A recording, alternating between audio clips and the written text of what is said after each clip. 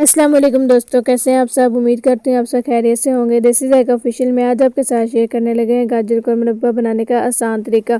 आप इस तरीके से गाजरों का मुरब्बा बनाकर 2 से 3 माह के लिए स्टोर भी कर सकते हैं। इसके लिए सबसे पहले हमने लिए गाजरें। गाजरों को धोने के बाद हमने इनकी कर ली कटाई। यहाँ पे हमने मीडियम टू लो फ्लेम रखनी है। इसके बाद हमने पतीले में ऐड कर देंगे गाजरें और इनको थोड़ी देर के लिए पका लेंगे। जब गाजरें थोड़ी सी पक जाएंगी फिर इसमें हम लोग ऐड कर देंगे चीनी और इसको हिलाकर मज़ीद थोड़ी देर के लिए पका लेंगे। याद रखें कि इसमें हमने पानी ऐड नहीं करना, गाजरें अपने ही पानी में खुद ब खुद ही पक जाएंगी। गाजरों में चीनी ऐड करने के बाद हम इसको अच्छी तरह से हिला लेंगे और इसके ऊपर ढकना देकर इसको मीडियम टू लो फ्लेम पे ही पकने के लिए रख देंगे।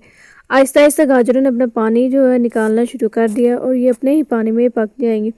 आहिस्ता आहिस्ता जो शीरा होगा वो भी गाढ़ा होना शुरू हो जाएगा और गाजरें भी पकना स्टार्ट हो जाएंगी और गाजरों का कलर जो है वो भी चेंज होना शुरू हो जाएगा। ये लाल होना इसका कलर जो है वो शुरू हो जाएगा।